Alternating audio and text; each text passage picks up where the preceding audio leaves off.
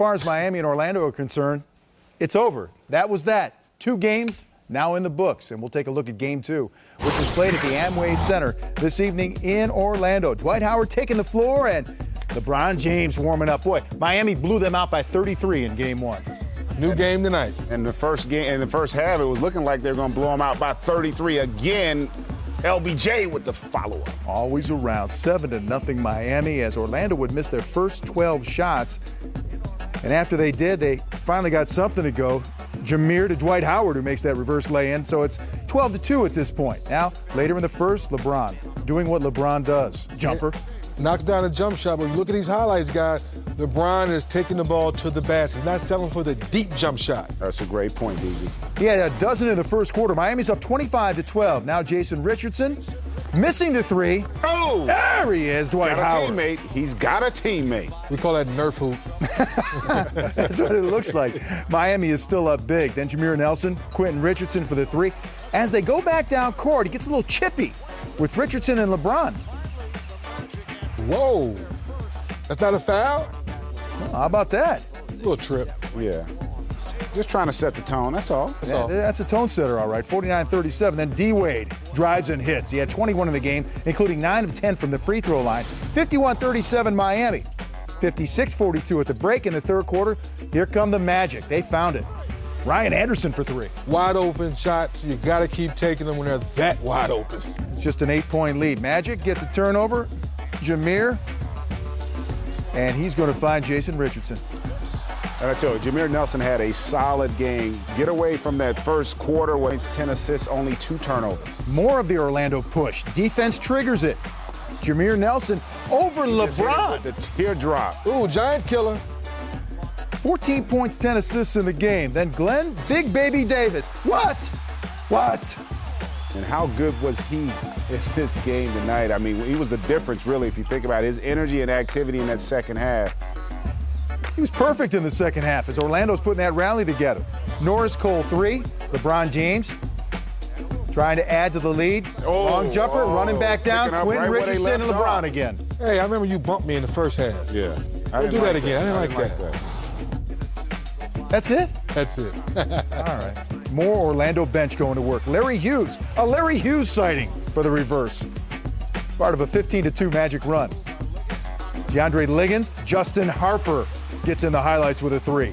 In the first half, Miami did a great job of containing penetration. Here you can see in the second half, time after time, Orlando able to beat them off the dribble and create rhythm jump shot opportunities. Well, that's the message in the hearts of many, many Magic fans asking Dwight to please stay. It is going to be an ongoing drama. As for this night, 104-100, the Magic is a winner as their bench contributes 48, 18 by Big Baby, and Orlando turned back Miami to split the 2-game preseason series. Dwight Howard 15 and 9, and afterward we hear from Marv Albert and Mike Fratello, who called this game and wrapped up the big Magic rally. All right, guys. Well, Orlando and Miami end their abbreviated preseason at 1-1, going head-to-head. A blowout Sunday night in Miami, and they come back, the Magic do, and come from way back, 23 points down. And what turns out to be a pretty good game for preseason basketball. And how about the play of one of the newer Magics? Is that correct? One of the newer Magic players, Glenn Big Baby Davis, 13 points in that third quarter where they turned things around. 13 of his 18 coming in the third. Remember the concern from Stan Van Gundy about his front line. Who could he trust? Who could he play minutes on the floor that would be productive? Well, he certainly has to have confidence in Davis right now because he scored an assortment of ways. On the inside, he stepped back and was able to hit jumpers from the perimeter. He gave him a big lift coming off the bench. And you can see one of the reasons why Dwight Howard was rumored to have been very much in favor of bringing Davis here. He's a friend. He was cheering him on from the bench, and he's the one that said that's the guy that turned it around for us. And for Miami, it was a strong game for LeBron James. He plays 30 minutes in all. And then Eric Spoelstra did go with some of the younger players in the fourth quarter down the stretch. But I thought a solid performance by LeBron. Well, to show you where he left off last year, he averaged 26.7 points per game. What did he wind up with tonight? 27 points at the end of this evening, and their minutes went up, meaning Wade and James are both at the 30-minute mark, which is what Eric Spoelstra wanted to do. He came out and looked like he was just right in the middle of the season. He's in great shape. He has tremendous confidence right now, and that's how he played early on in the game. Second half, Spoelstra was taking him in, putting him back off the floor, trying to juggle his lineup a little bit. But in the beginning, when they played straight through, I thought LeBron James was solid. Kind of a bizarre start for Orlando. They could not find the range. They missed their first 15 three-point shots, and then they turned it, went on a tear, which is what brought them back into the game. Sometimes in preseason you have to kind of throw away the statistics because you don't know if a coach has had a hard practice that morning. They need to get practices in so they don't treat shoot-arounds and exhibition games all the time like you do during the regular season. I know guys that have real hard hour practices the morning of exhibition games. If that's the case after training camp, your legs are tired, and it took them a half to wake up. This is getting too long, Back to you guys. Love to see those guys back together again. Yes. Always a pleasure. Great story for Orlando in this game to put together a rally and win. Do you think that that's something they can do with the regular season, with this staff of players? No, there has to be another move to be made because you can see the different style of play. Yes, you're going to shoot your share of three-point shots because that's how you're made up right now. When Dwight's on the floor, you're going to play inside out. But you need some more, or should I say, bigger bodies to help out Dwight because as the season goes on, you're going to need that help. And listen, they're going to be a decent basketball team, but your question speaks to the fact, can they compete for a championship? And DZ's hitting it right on the head. They're not, I don't think, in terms of the makeup of that roster, ready to challenge the elites of the East. Dwight Howard, once again, a focal point he will be all year long. Our Craig Sager caught up with the Orlando big man after the game, got his thoughts.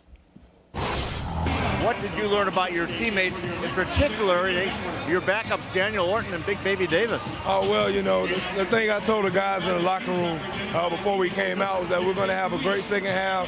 Forget whatever happened in the first half, missed shots, turnovers, whatever. Just keep playing, let's have fun, and get back in the game. We came out, we stuck together, and everybody talked that we had a great second half.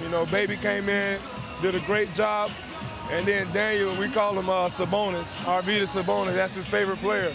But he came in, he gave us some energy on the offensive end, so that's great. That's great. Everybody we talk to in this organization expects you to stay. I know what a distraction has been for you, but are times like this easier for you? And can you get ready for the regular season knowing all the things are going on? Well, with 2 preseason games, it's tough, So a lot of guys, even myself, are trying to really, get into a rhythm.